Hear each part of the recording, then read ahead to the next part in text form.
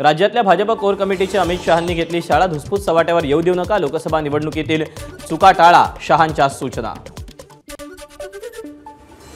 अमित शहा महत्त्वाच्या गोष्टी गुजरातला घेऊन जात आहेत. सत्तेच्या बळावर मुंबईतल्या अनेक गोष्टी गुजरातला नेण्याचा डाव. संजय राऊतांचं वक्तव्य. बॉम्बेचं मुंबई करण्यात आमचं योगदान असं शहा म्हणतात. अमित शहांच्या या वक्तव्यावर आम्ही हसतोय. संजय राऊतांचं वक्तव्य. अमित शहांनी सपत्नीक लालबागच्या राजाचं दर्शन घेतलं. मुख्यमंत्री एकनाथ शिंदे, उपमुख्यमंत्री देवेंद्र फडणवीस यांची उपस्थिती. मुख्यमंत्र्यांच्या घरच्या बाप्पाच्या दर्शनासाठी अमित शहा वर्षा बंगल्यावर. उपमुख्यमंत्री देवेंद्र फडणवीस आणि आशिष शेलार, त्याचप्रमाणे चंद्रशेखर बावनकुळे, रावसाहेब दानवे यांचीही उपस्थिती. शरद पवारांनी लालबागच्या राजाचं दर्शन घेतलं. जावई सदानंद सुळे आणि नात रेवती सुळे यांच्यासह बाप्पाचं दर्शन. विधानसभा निवडणूक काळात राहुल गांधींच्या महाराष्ट्रात 15 सभा तर प्रियंका गांधींच्या जवळपास 10 सभा.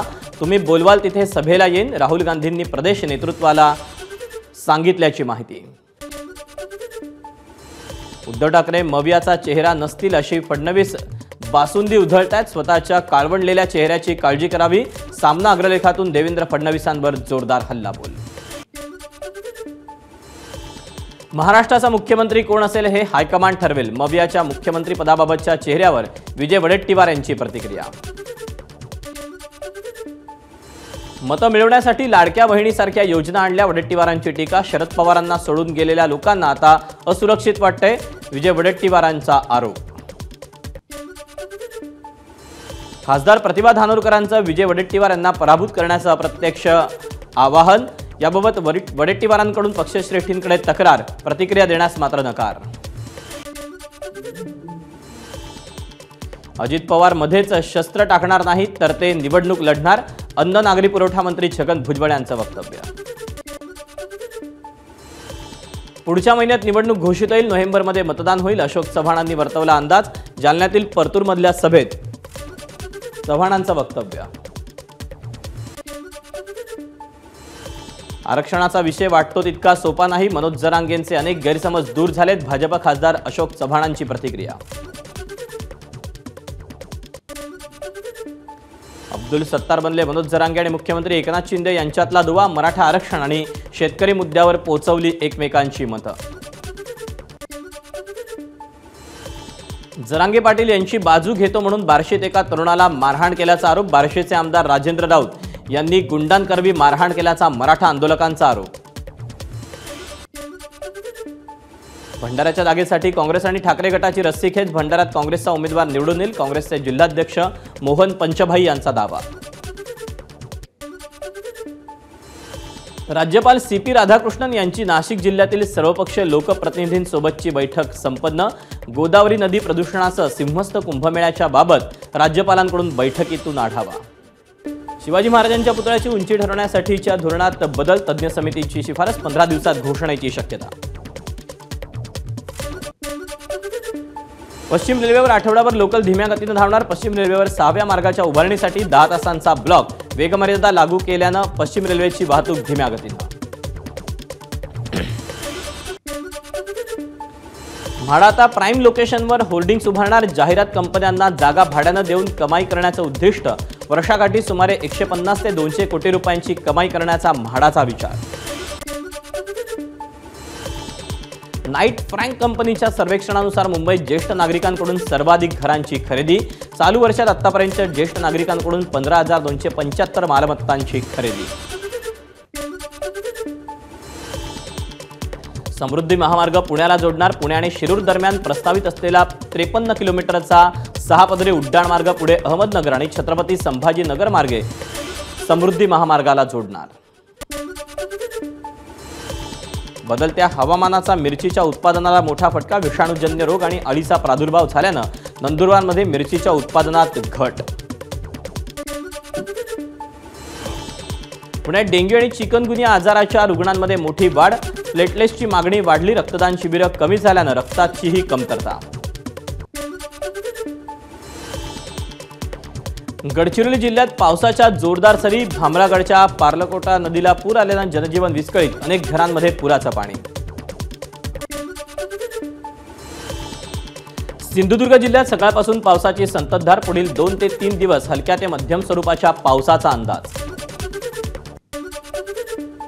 पुणे शहर आणि जिल्ह्याला पाणी पुरवठा करणारी 4 पैकी वरसगाव, पानशेत आणि टेमघर ही 3 धरणं 100% भरली. पुण्यातील माजी नगरसेवक वनराज आंदेकर हत्या प्रकरणात शस्त्र पुरवणारा सराईत गुन्हेगार गजाड. आंदेकरांच्या बहिणीसह 3 अल्पवयीन मुलं ताब्यात.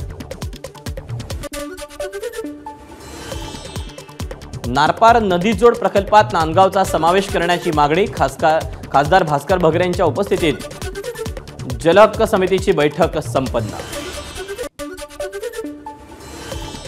नंदुरबार विसरवाडी रस्त्याची दुरावस्था. रस्त्याला मोठं भगदाड. वाहन चालक त्रस्त. खड्ड्यात गावकऱ्यांनी केलं वृक्षारोपण.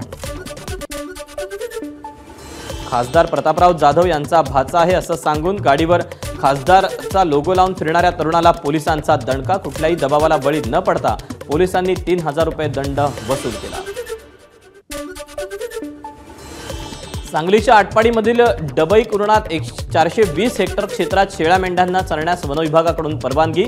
हजारो पशुपालकांसमोर चाऱ्याचा उभा राहिलेला प्रश्न मिटला.